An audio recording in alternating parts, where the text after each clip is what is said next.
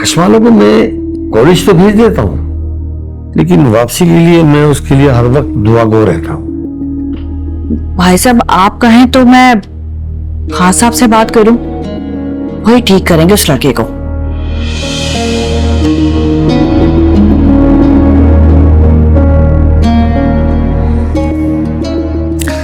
रईसा बेगम,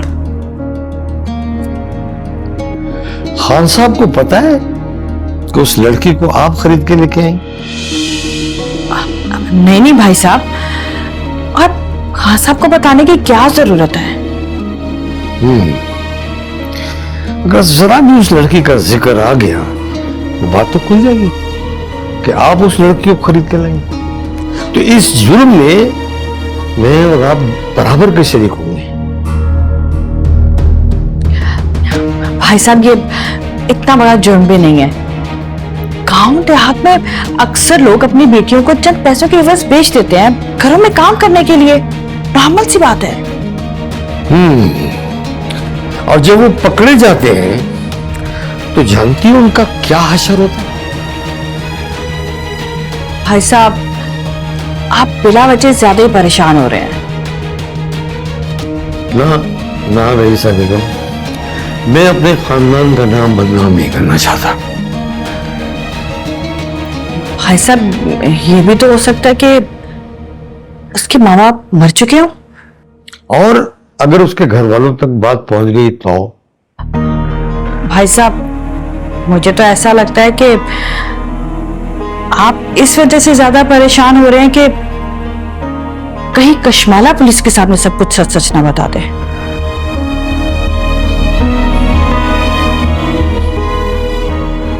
रईसा बेगम,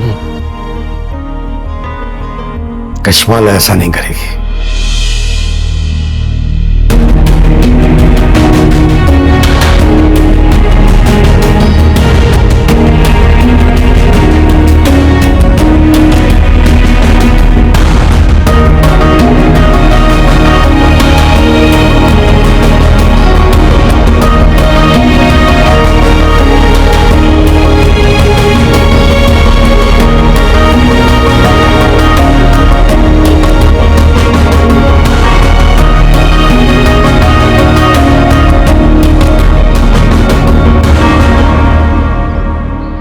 बगैर तस्वीर के ढूंढना मुश्किल तो है लेकिन नामुमकिन नहीं।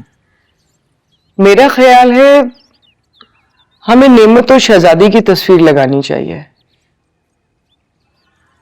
ताकि लोगों को पता चले कि इनकी बेटी खो गई है। Bad idea. हम ऐसा करते हैं, एक वीडियो बनाते हैं, जैसे रीएनैक्टमेंट शो होता है।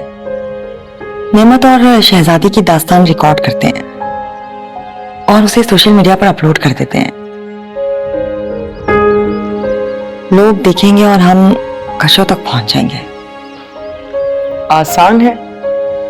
बात करने में तो आसान लग रहा है लेकिन मुश्किल है। मैं फैसल से बात करूं? हाँ, वो हमारी मदद कर सकता है।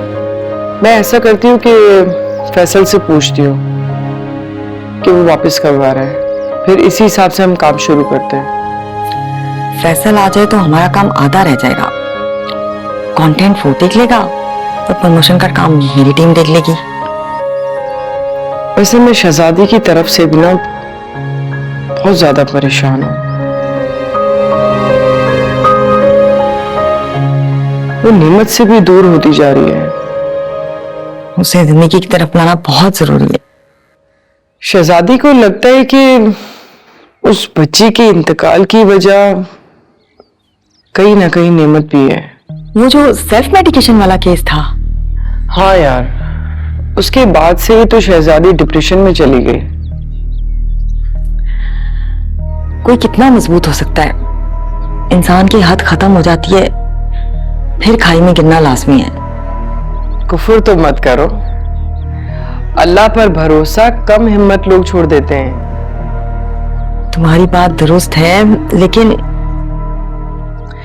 तालीम याफ्ता होने का ये मतलब नहीं है कि हम कोई भी सवाल करना शुरू कर दें। सवाल नहीं करेंगे तो जवाब कैसे मिलेगा? अल्लाह से किए हुए सवाल का जवाब सुकून की शक्ल में मिलता है। तो फिर शहजादी को सुकून क्यों नहीं मिल रहा? हो सकता है कि उसने कोई सवाल ही ना किया हो। दुआ और सवाल में क्या फर्क है? वही जो बात फैसले में। अल्लाह से ऐसे मांगा जाए जैसे अपना हक है, ये सवाल है? अल्लाह तो खुद कहता है मुझसे मांगो मैं दूंगा, तो अपना हक मांगो, वो देता है, देगा। तुम्हें दिया? एक होटल में बर्तन धोने वाले की बेटी। आज तुम्हारे सामने शहर की मशहूर गायनोकोलॉजिस्ट डॉक्टर जीनत बैठी है। इसके बाद कोई सवाल का जवाब है जो तुम्हें ना मिले?